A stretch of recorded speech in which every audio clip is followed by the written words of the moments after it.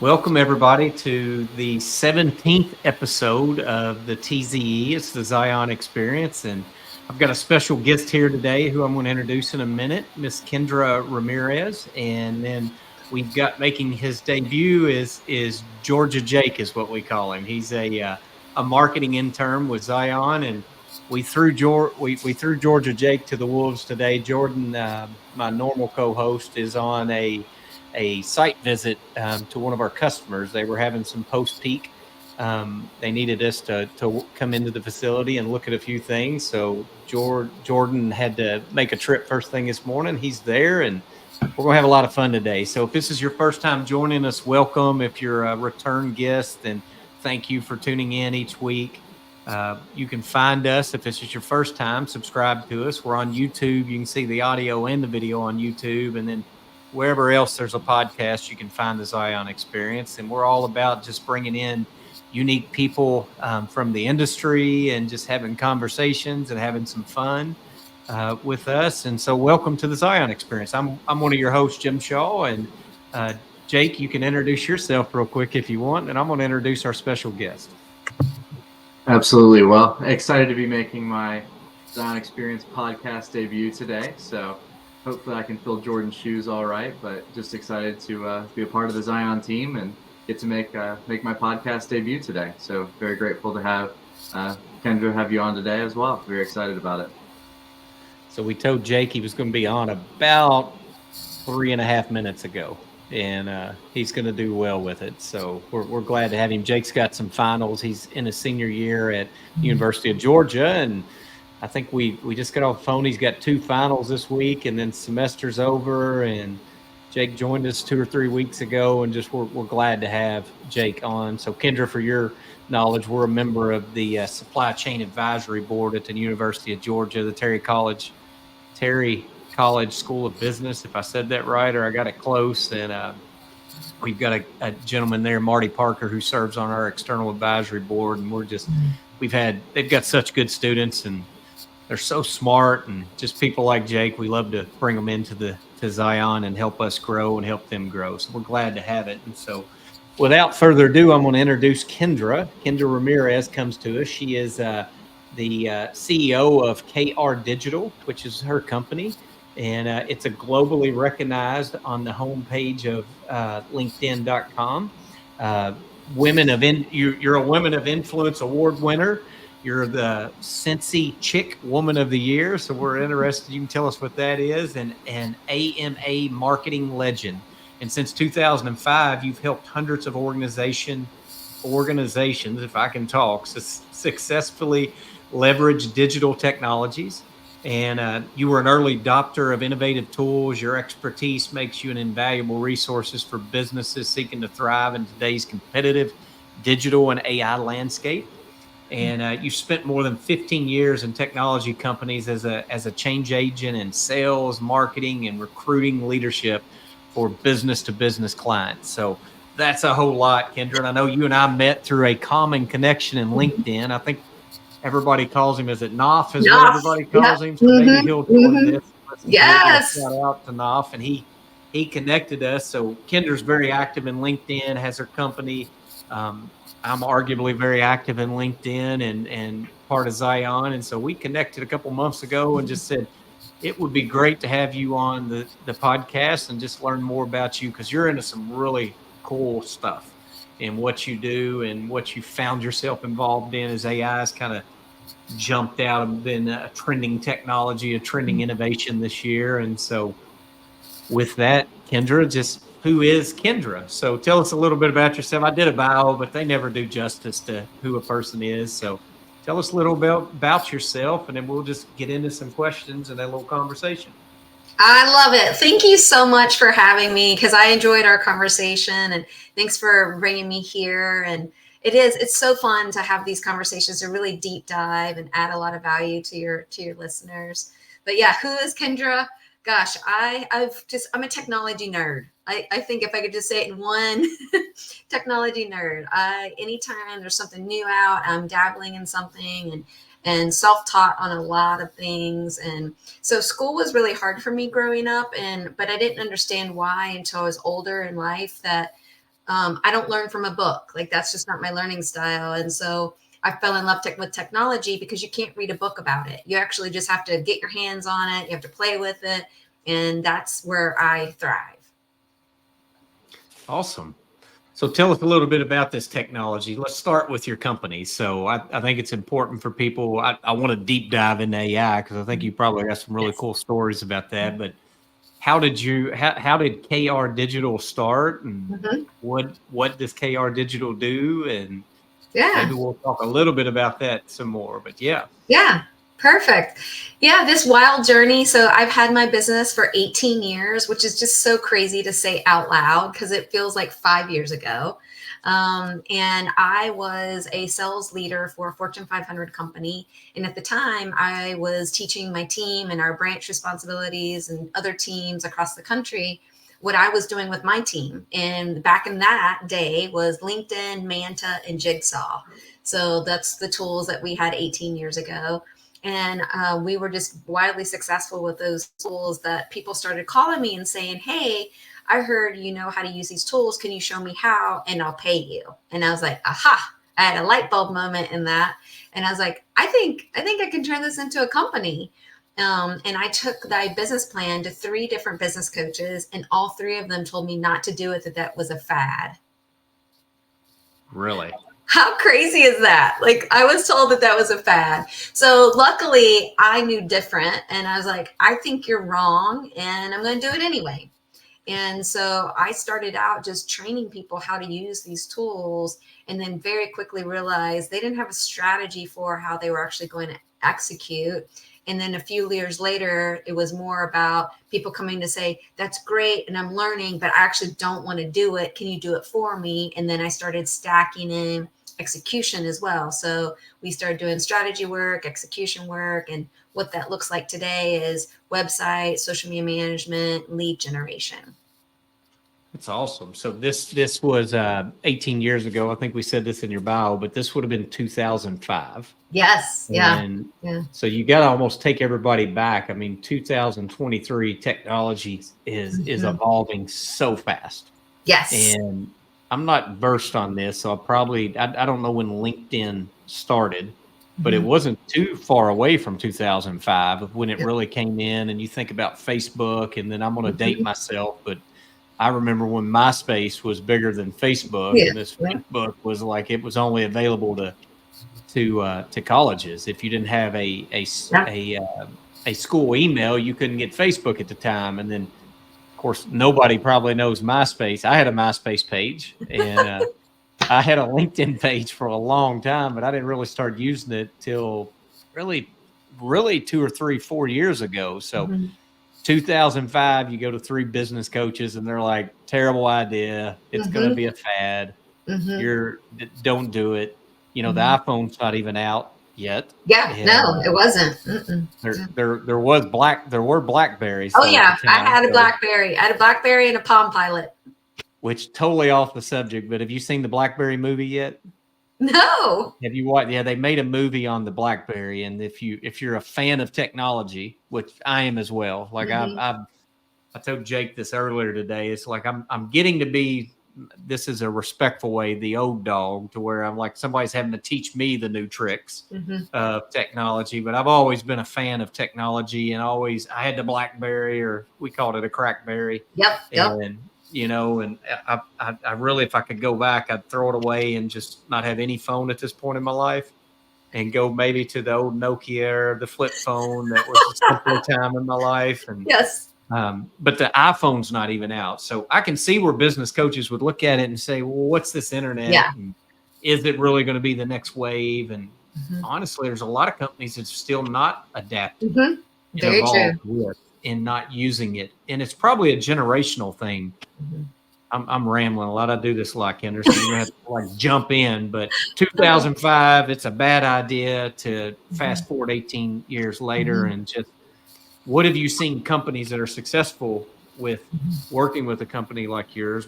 How are they embracing technology, and what are maybe some attributes of companies that are doing branding, doing their websites? What do you find are some common attributes that are embracing these technologies that are having success out of them? Yeah, I think, you hit the nail on the head of just embracing technology, right? Because really that's the first step to any kind of technology adoption is to embrace it. And the thing that I always encourage is just be curious, being curious from a technology standpoint of if we had a tool that could solve XYZ problem, what would that look like?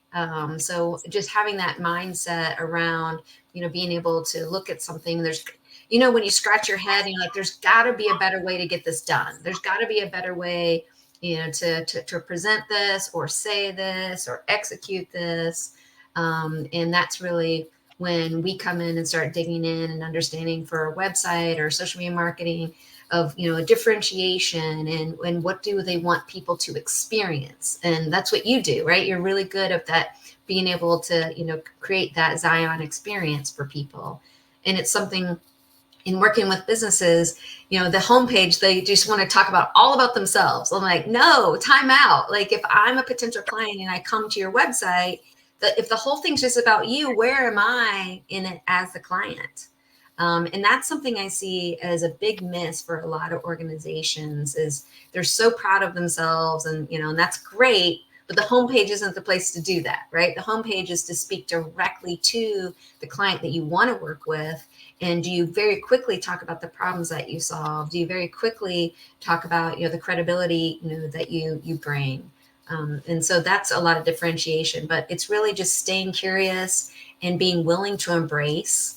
And maybe there's someone in your organization that is a little bit more tech savvy, grabbing them and talking with them and saying, hey, what are we not considering as an organization that we should be considering? Because usually I find a lot of employees when I come in and start working with clients, they're like, oh, I've been telling our leaders the same thing for 5 years and they wouldn't listen. That's, that was one of the questions I was going to ask you is what do you think? Ultimately, that I agree with you. Is like you got to embrace it, and part of the reason we have the intern program is because whether I like it or not, my skill set, my ability to adapt to technology, I'm not old by any means. I'm not saying that, but you get to a point where you know what you know, and to learn and go through that learning curve of a new technology, you kind of you don't want to do it. At least I don't, right? I'm not interested in learning the next iteration of Excel. I'm not interested in learning how to design a website at this point in my career. It's not the value I bring to Zion as an organization, or how, frankly, it's not a passion. It's not how I want to spend my time.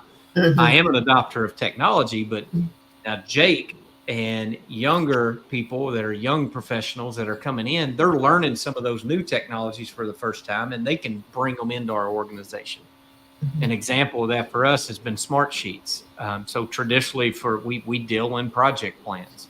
I describe when people ask what I really do for a living, I say I argue and I talk about project plans and milestones. At the end of the day, that's what I've done most of my life, and is discuss project plans. But I joke, but we do more than that. But I've always been a Microsoft project, or if it's a more basic technique, it's on an Excel sheet, or there's multiple other technologies, but we're embracing smart sheets. And it's because our new employees and some of our younger professionals they embrace it. They want to use it, and it keeps you fresh as an organization, especially I think you'll find in the material handling industry.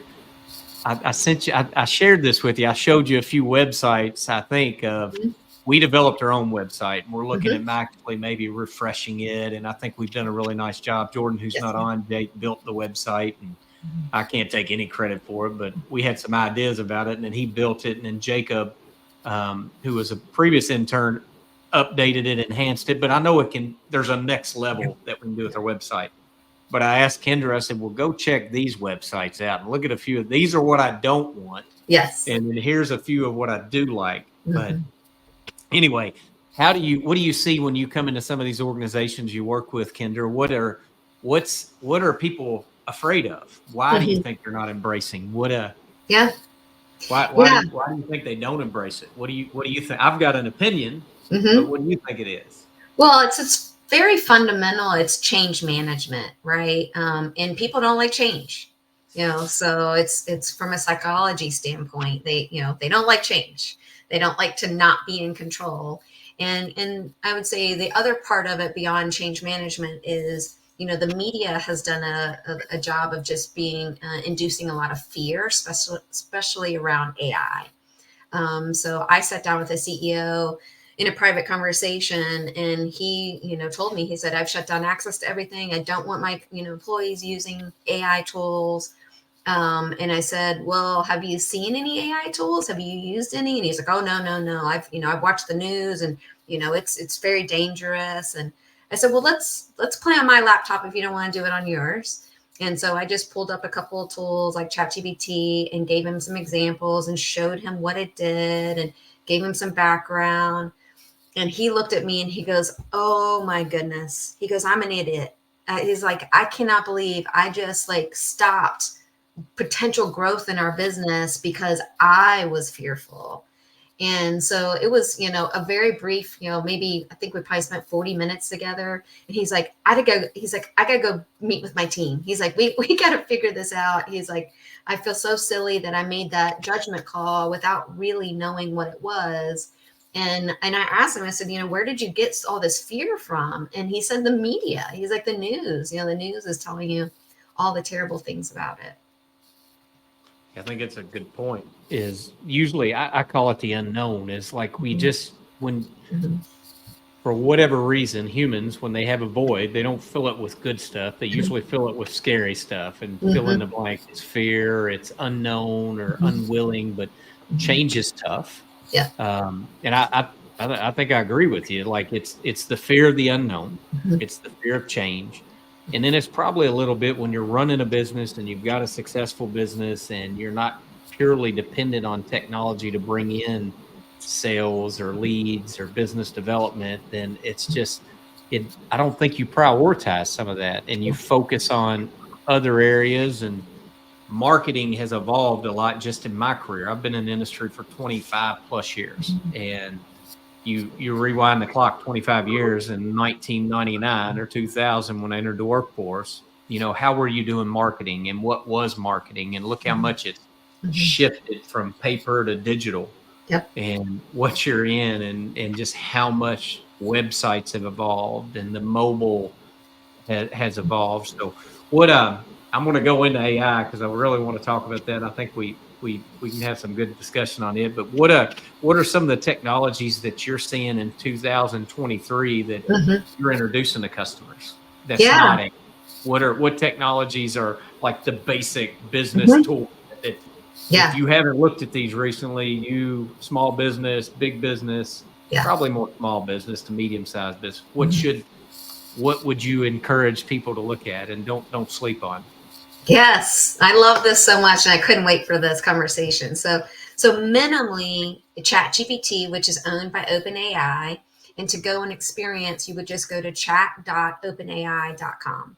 There's a free version and a paid version, and the paid version is only $20 a month. And so to me, that's a great baby step into using AI. Because I'm often, asked, like, Kendra, you keep talking about AI, but where do I go experience it? And really and truly, we're already experiencing it without going somewhere. Because if you use Amazon, Netflix, Google, right, you're already actually experiencing AI. If you're typing an email in Outlook or Gmail, there's predictive text. It starts typing the rest of the email for you. It's already AI. So using ChatGPT is one of my go-to favorite tools, and I use that on a very regular basis. Some other tools that I recommend is Tango, and it's tango.us. And Tango is for writing like step-by-step how-to documents, so it sets on your desktop or browser, and it'll give you step 1, step 2, step 3. Instead of you going and using a snipping tool, cropping it out, writing what you did, when you have to show someone like, oh, click here, click the gear, click the drop down, giving them steps, it just sets on your laptop or browser and watches what you do. It snips it and writes what you did and produces a PDF in minutes versus spending hours putting stuff like that together. And then some other fun tools. I love Canva as well for any design. Canva does text to image, text to video. You can have AI writing inside of it, an AI flyer, an AI presentation, it will help build. There's over 9 different AI tools inside of Canva as well. So Really? those tools are just some very low hanging fruit tools. Another tool we use with all of our clients in our client meetings, we use Zoom, because Zoom has an AI companion and it's free as a part of your paid version. It's just something you have to go turn on, and it will transcribe all of your meetings and provide next steps. So if Jim, in our conversation, I said, well, I'll follow up with you with a XYZ report, it captures Kendra will send Jim XYZ report. And what I also love about Zoom AI is there's a catch me up button. So you can go in and click that. If you're late to a meeting, you can just hit that and it'll summarize the conversation and let you know what has happened. And you can also say, has my name been mentioned? And it'll take you directly to the transcription where your name was mentioned. I absolutely love it. And I love that they threw it in for free as a part of your paid subscription. It's pretty cool. We're all Microsoft based, but I've got a Zoom. I don't think I have a paid. I've got just a regular version of Zoom, but Jordan and I have experimented. I tried probably 5 different note-taking AI type apps. I've landed on MeetGeek, and I like most of it. I have, I tried Fireflies, I tried Otter, and I tried MeetGeek with the 3 I kind of fell into, but Jordan uses Fireflies, and I use MeetGeek, and I know I'm not using it to its potential, but I didn't realize Zoom had bolted on an AI feature, and I look for Microsoft they're going to have something.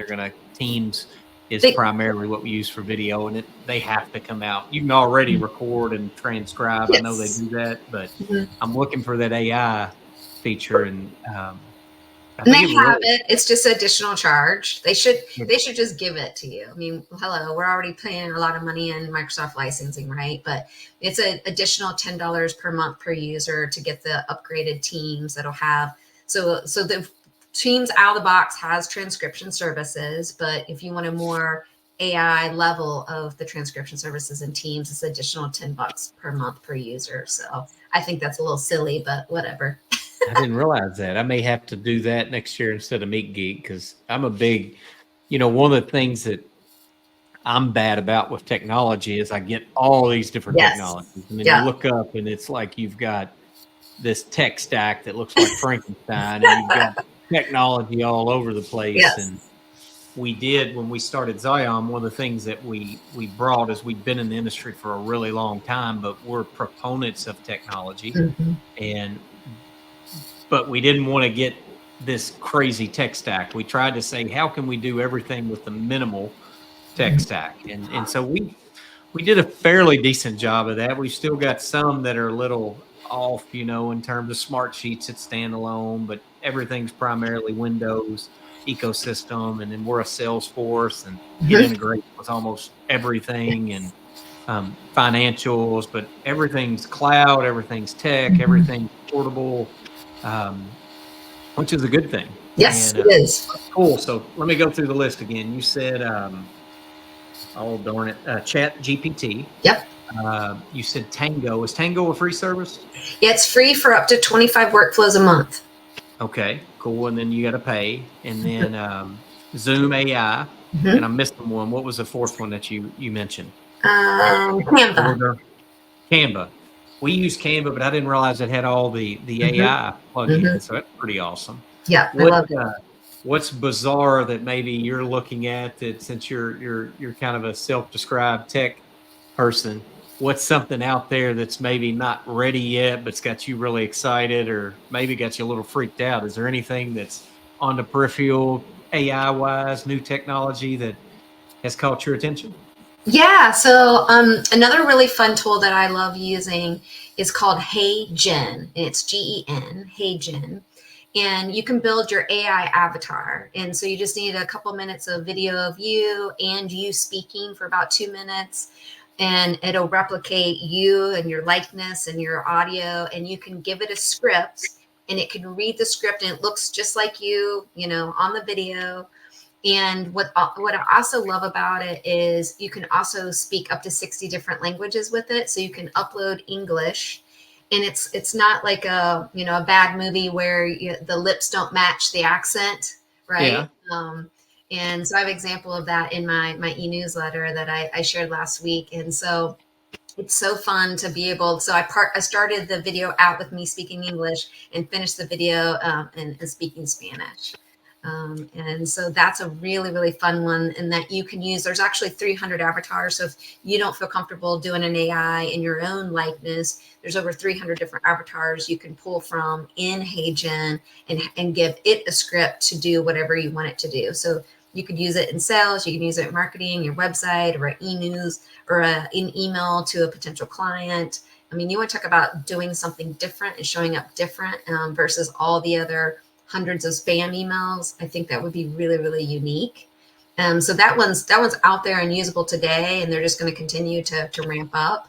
Now, Google Gemini just came out on Thursday. Yeah. But the only thing, I'm so frustrated because it looked amazing, but then the engineers at Google came out and said the whole thing was, put together, Scripted.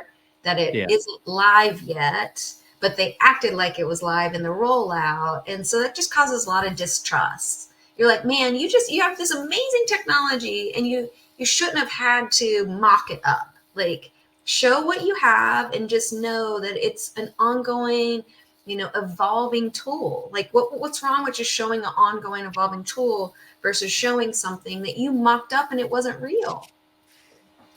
I saw that news over the weekend, and it's like the landscape is changing so much. I think there's a lot of pressure from some of these tech companies. Microsoft's going all in with OpenAI, and then you saw you saw the news. It's probably been 3 weeks. That was just bizarre what happened to me with OpenAI and Sam Altman, and I still don't.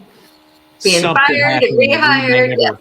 We may never be privy to, but I mean that 72-hour stretch was as bizarre of a news. I was like, grab your popcorn. I was like, wow. And Jake, I don't know if you saw that or not, but the CEO of OpenAI, the board they had a huge, I'm going blank. They'd had a huge presentation. It was their dev day, OpenAI dev day on that Tuesday. Yeah. And then that Friday, the board brought him in and fired him, and they removed the president from the board. And so both those guys, the president resigned. Yep, Greg. And then it evolved, and this all broke quickly. And Microsoft, who's invested billions, like 10 to 13 billion. 10 billion, yeah. Has not, they weren't aware of it. Nobody was aware of it. There's like 3 or 4 people on the board. One of them was the chief scientist and co-founder, who, by the way, flip-flopped in about 24 hours he was really regretting his decision. And then 700, and I'm going to get it close, 700 of the 780 employees, or 770 of the 800 employees said, we're quitting. Microsoft offered to hire Sam and the president and bring him on, and offered any of the employees a job. And they were going to start an AI division, and it just was bizarre. They brought Sam back on a Sunday, and they couldn't work it out, so they named another guy CEO, and it just was bizarre. And I don't know that we'll know, but OpenAI technically is a nonprofit organization. They've got a side of it, and I'm sure, Kendra, you know more than I do, but they've got a side that is for profit. And I think there's been a lot of talk, and Musk was involved with OpenAI when it started. And there's been a lot of, when you hear some of the peripheral about, there has to be some powerful intelligence that's going on, that you've got to harness it. And I've said this for a long time, you've got to harness it. AI doesn't have morals. AI doesn't have a conscience. Well, people would argue, doesn't have a consciousness. And so you don't want to see it do bad. But there's a lot of arguments out there. Slow down, make sure it's safe. But China and some of these other countries are not going to slow down, so you don't want to get behind it. And it's like our version of the space race, I guess, and all the technologies that we're going in. And really, if you rewind back, probably a bad example, but the nuclear race of developing that technology, and it's going to be something else. I I may not see its full potential, but I think it's going to exponentially just go up. And it'll be really fun to come back to this podcast a year from now because there's going to be so much change that happens. We ought to. You need to start a podcast, Kendra. If you might already have, you don't have a podcast yet, do you? Do you have one? No, I do an e-newsletter, and I share weekly what's going on in AI, and it's called AI Simplified, and so that way I break down really complex things. I got you. So when you start a podcast next year, because you're just always evolving, we can tell. Like in 2005, you saw the future before anybody else did, and now you're all into AI, which everybody's trying to catch up to. And next year on your podcast, we'll come on and see how far it's evolved. We had a guest last week in material handling, and we asked him what his biggest technology trend was that he'd seen, and he's got a podcast called The New Warehouse. Shout out to Kevin Lawton. He came on and he said, well, what technology? And it's like been the year of AI. I think everybody got real excited about it. And if you're using it, where can you use it? Where can you see it? And I think it's been blended a lot, honestly, Kendra. I think there's AI and then there's logic. There's good logic can be camouflaged as AI, but true artificial intelligence and using it is there's companies that are doing that, and then there's everybody going to say they're trying to jump on the bandwagon, and it's coming into our business. I think we're going to see it. We're keeping. I've certainly got my eye on it and know it's coming into the technologies we're using, and we're already using it to supplement some of our marketing and internal. And I think you've got to embrace it. It's coming. You might as well understand it and embrace it. But yeah, it's not even coming. It's already here. Yeah. The train has left the station. I agree. And I don't think it's ever going to displace, a lot of people are worried about robotics and AI displacing humans. And it's maybe someday. I don't think you can ever say never, but I think that's far off in the future. And there's always going to be humans that have to be behind directing and doing the prompts and guiding it and harnessing the potential of AI. Well, let me shift into this because it's important. I'd like to hear about you. So you've received a lot of different accolades in your career. It's that we talked about at the bio, but such as, you've gotten the Woman of Influence Award and the John Barrett Entrepreneur Vision Award, and just how have these awards impacted you in your career? And just, I liked this question, and I'm kind of reading it off, but what advice do you have to other females trying to get into the business you're in, or just doing what you do? What advice would you have for others? So tell us a little bit about the awards, and then just what advice would you have to pass on to the next generation of female entrepreneurs?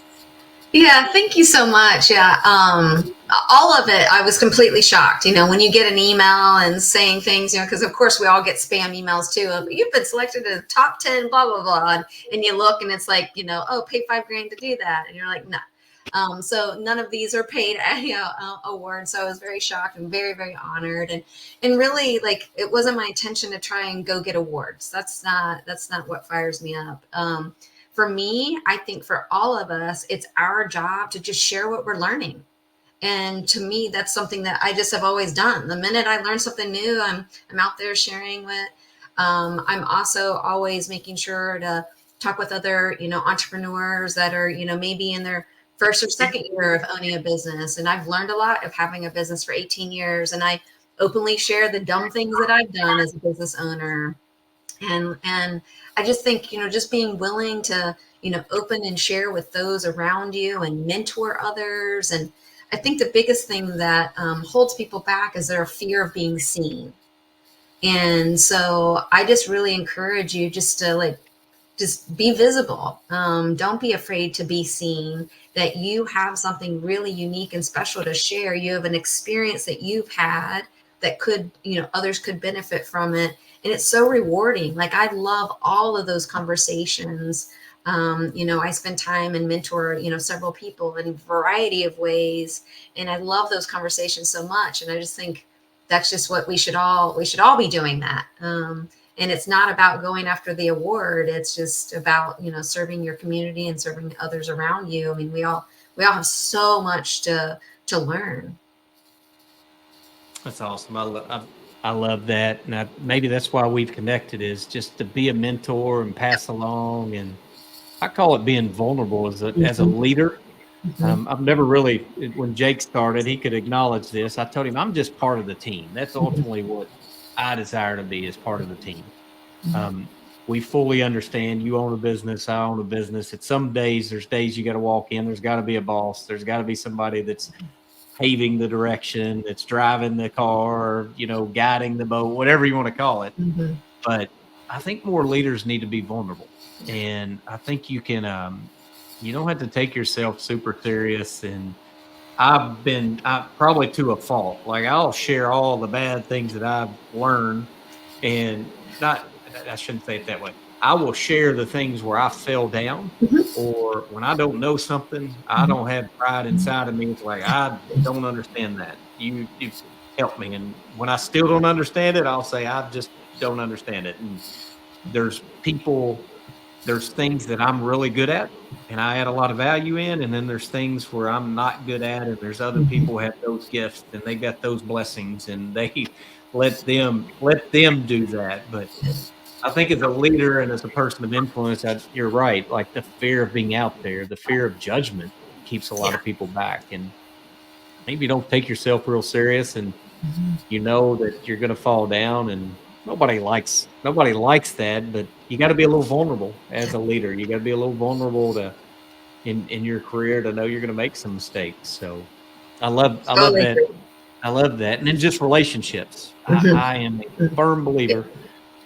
Every human wants a community. Yes. And if you have the ability to create that community, whether it's at work or whether it's a small group or whether it's in your family or whether it's in your local community, it's like every human wants to be part of something. They want to feel good. They want to be around other people that build them up, that inspire them. And wouldn't the world be I'm getting all off on a tangent here. Wouldn't the world be a great place if that's it would. It sounds like that's what the award, a woman of influence, and just you've got to be, I hope, a young professional or a young lady. I've got $3. I got 4 kids. 3 of them are girls, and I think it's so tough on women in the business place. It's getting better. I will acknowledge that, but it's just to have that voice, to stand out, to be that leader. It's tough on females in the business world, and I don't think it has to be that way. I think, I think you are an inspiration to people like that. It's like, you can do it, and you don't have to act like a man. You know, you don't have to be this personality. You can just be encouraging. Yep. You can be a mentor, and you can be a little vulnerable. And and just advocate for yourself. And for the men listening and watching, be an ally, right? Like, one of my early bosses that I worked for, early leaders, he was incredible, and he was such a fantastic ally for me, because I was young and I was a female and I was in IT, and so I had 3 kind of strikes against me, and I would be in a table, in a meeting with all men, very senior, very successful, organizations. And my boss would always, like, people would look to him and start talking to him about a solution for their business. And he would look at them and go, you need to be looking at her, because she's the one that knows more than every single one of us at this table. And so he was a fantastic ally for me. So just him believing in me and being like that was huge for me. And so, because I learned to just, have a seat at the table because I earned it, and to continue to advocate for myself. And so I'm very fortunate that I had someone early in my career that did that for me. That's awesome. You had a champion, and that's, you need a champion. You can always learn. You need somebody, and that's amazing. Well, let's wrap it up, because Jacob's normally on here to tell me about. He'd already sent me a chat. Like, Jake, you're on here. You have to send me a chat. Like, it's time to wrap. We've done. We lose most everybody after 30 to 45 minutes. Nobody. I guess I don't know if we're not interested enough. I think they'll probably still be listening to this one. So yes. No, that's fair. Actually, before we wrap up, I was gonna say I have a quick question for Kendra, if you don't mind me asking it. I'll make it quick so that way we're not keeping people too long. But you mentioned at the beginning how you sort of bet on yourself to move forward and sort of go against the business coaches who told you, this wasn't going to work. How do you build that confidence, I guess, for a young professional, someone like me who's about to graduate college, someone who's sort of starting my career? How do you build that confidence in yourself to know that you've put in the work to bet on yourself and to show that I do know what I'm doing. I can be confident in what I've learned. So how does that sort of affect your career? Yeah, excellent question. It was just one of those things where I always tell people, if you just believe in every fiber of your being and whatever the thing that you're doing lights you up, money will naturally come, right? Like it's just how the world works. So if you're excited about something, you're fired up and you can't wait to get out of bed in the morning and go do that thing, whatever that thing is the thing that's part of your purpose in life. And so for me, it was very purpose driven. I live for the light bulb moment. Like when I'm doing training, when I'm speaking to people about AI or speaking to people about businesses, and they're like, oh, that's why I would do that. Or, oh, I didn't realize that, that lights me up. And I want another conversation. And so with each step is a little bit more confidence, but it was one of those things where I just knew, because I was watching the people I was interacting get so excited after I had an engagement with them, that I wanted more of that. And I was like, I don't care that 3 people told me that it doesn't work. I've witnessed it with my own eyeballs and it does work. And so that's when I was like, and come to find out later in life, looking back and reflecting, it was more about their issues with fear of technology, not so much my business plan or my dreams. It's just they had a lot of fear because they were retired executives. They had a lot of fear about things and weren't very tech savvy and didn't enjoy that. And so, of course, that makes sense that they told me, I don't think so. But that was their own fear. And you're going to get a lot of no's in your life, and you just have to like roll with the punches, right? And for me, like being in business development my whole life, I now view a no is one step closer to a yes. So for me, I've kind of turned it into a game of, oh, I got a no today, which means I'm one step closer to that yes. I like that. That's a great mentality to have. I think you can apply that, like you said, not only to business, but a lot of things in life, just to give yourself that confidence to keep moving forward. So I appreciate the advice. Thank you. Absolutely. I love that answer too. That's great. Do work worth doing, have confidence, conviction, and we're gonna have to clip that one out, Georgia Jake, and say your no is really one step closer to a yes. I like that. We'll you can make a whole marketing campaign just on that. And keep everybody to this portion in the video. It's like I haven't heard her say that yet, so come on. Well, Kendra, you've been an awesome guest. 45 minutes just flies by when you're having fun and just having a conversation. And we thank you so much for being on. What would you like to share, maybe as closing out to everybody? You want to plug where people can find your business, how to get a hold of you, anything that you'd like to close with, and we'll call it a wrap after that. Thank you so much. I agree. This time went by way too fast. And so thank you for the opportunity to talk about things that I'm passionate about. And I'm really easy to find. If you look me up, I'm at KendraRamirez.com. There we go. We've really enjoyed having you. I've enjoyed this. I could probably sit there and talk to you for another hour. But maybe we'll do part 2, like a mid-year.